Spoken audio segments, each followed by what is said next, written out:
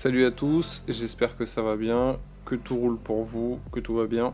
Aujourd'hui, format de vidéo un peu différent. Euh, Actuellement, je travaille sur un projet qui s'appelle ResQA, comme je l'avais annoncé sur LinkedIn. Peut-être que certains d'entre vous l'ont vu. J'ai aussi démarré ma première mission freelance. Et donc, je fais face à quelques challenges. Et j'avais envie, du coup, de partager un peu ça avec vous. Moi, durant les derniers mois, j'ai beaucoup travaillé sur la migration d'un service. On est passé d'une techno à une autre. Il arrive que vous puissiez tomber sur un projet comme ça où les specs sont pas vraiment définis. On pourrait imaginer par exemple que on a un endpoint qui est implémenté sur un Promo Framework. Le endpoint fonctionne en production et un jour on change de framework. On a l'impression qu'on implémente, on retourne la bonne data, mais l'ancien framework il retourne automatiquement un header que le nouveau ne fait pas. Et le front, lui, se sert de ce header là. À ce moment-là, tu vas le casser. Donc il est important d'avoir une spec qui est vachement définie et de pouvoir en fait aussi appliquer cette spécification à notre code. Parce que sinon, si la spec c'est la source de vérité et que tout le monde sait où elle est, souvent ça sert à rien. Alors c'est là qu'intervient un langage qui s'appelle le Gherkin, qui va vous permettre avec des mots simples de donner l'expression d'un besoin, l'expression d'une spécification, appelons-le comme on veut. Et donc du coup, par exemple, si vous avez un exemple, on prend une feature, hein, on va l'appeler Hello. On a un premier scénario pour cette feature, hein, donc ça c'est des mots-clés qui sont vraiment dans le langage. Donc on a feature, scénario, given, when et then. Et s'il y en a qui ont déjà fait un peu de TDD, c'est des mots que vous connaissez. Donc ici on a given I have an API gateway. Donc ça c'est pour dire en gros, ici dans ce cas-là, on va parler d'une API. Quand j'ai le pass hello, pour la méthode get, quand j'appelle l'API, je suis censé recevoir tout ça. Je vous passe les détails. Et du coup, ça va nous permettre d'être la source de vérité, d'exprimer notre besoin. Un tech peut le lire, un non-tech peut le lire, un tech peut l'écrire, un non-tech peut l'écrire. Et du coup, plutôt que d'avoir simplement des tickets Jira avec la spec, on va peut-être pouvoir commencer à ajouter ce genre de fichier-là, ou ce genre de bout de code-là, directement dans la rédaction de la spec. Et ensuite, ce qui va se passer, c'est qu'on va prendre les scénarios, on va les faire tourner, et on va attendre que le développeur fasse passer tous ces scénarios-là. Donc ici, on va prendre l'exemple d'un petit service express, qui quand on tape sur Hello, nous retourne un objet avec value world, okay, qui correspond à la spec.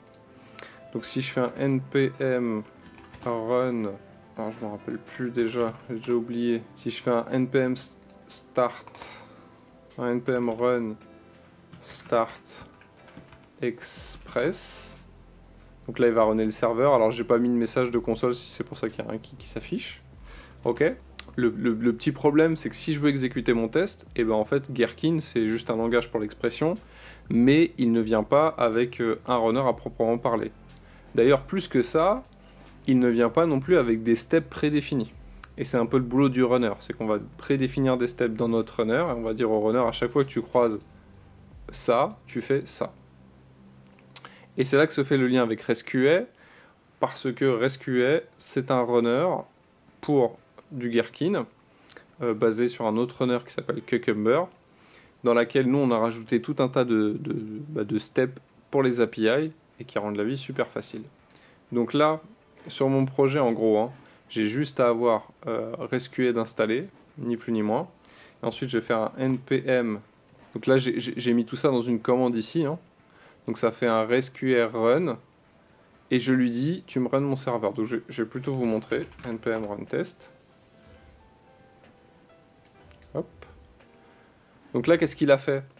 J'ai runné une commande où je lui dis run-moi les tests que tu trouves. Et comme j'ai besoin que mon serveur tourne, je lui passe ici un -x qui fait qu'en fait, il va d'abord, ici on le voit, runner le serveur, exécuter les tests et couper le serveur pour vous, ce qui fait que vous n'avez rien à faire. Alors maintenant, imaginez un instant que vous ayez à faire une migration sur ce service-là.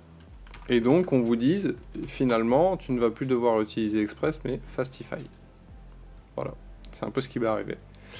Et donc là, du coup ici, vous allez simplement rajouter la dépendance Fastify. Bien évidemment, le repo, je vous le mets en description. Ici, on va faire un coup de rim raf.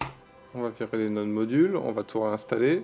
Et maintenant, je vais avoir un deuxième fichier. Et donc là, je vais avoir un serveur Fastify qui fait en fait exactement la même chose que l'autre, sauf que c'est du Fastify. Ok ? Et donc cette fois-ci, dans mon package JSON, plutôt que de runner la commande de Fastify, de Express, je vais run la commande de Fastify. Et donc si cette fois-ci, je run les tests, lui, le test n'a pas bougé. Donc si je run les tests, il va me dire que c'est bon. Et donc, à ce moment-là, il n'y a pas de discussion. Je ne suis pas en train de me dire, en train d'essayer de changer la spec pour la faire coller aux problématiques que je rencontre quand je développe. J'ai une spec, elle renaît avant sur un serveur, elle est agnostique du langage. Je pourrais très bien décider de recoder dans un autre langage, en Rust, en Python, en Haskell, en ce que je veux. Et le but, c'est de faire passer la spec. Et comme c'est simple à lire, simple à écrire, c'est quelque chose sur lequel on va pouvoir travailler avec toute l'équipe. D'ailleurs, c'est un petit peu le but de ResQA que de ramener les gens autour du Gherkin. Parce que le fait que ce soit simple à lire, simple à écrire, c'est cool, mais toute la partie écrire les step definition et tout, c'est quelque chose qui est compliqué. Ouvrir un éditeur de code, aller sur Git, c'est quelque chose qui est compliqué. Et c'est là où ResQA vient en renfort. En fait, ici, je vais me créer une nouvelle commande que je vais appeler dashboard. Et là, je vais faire un coup de ResQA dashboard. Donc du coup, ce qu'on va essayer de faire, c'est d'avoir un dashboard un peu plus accessible. Donc là, je vais faire un coup de npm run test dashboard. Et donc là, sur l'URL 8081, hop. Donc là, j'arrive sur le dashboard de ResQA. Vous pouvez retrouver tout un tas d'infos assez intéressantes sur vos tests.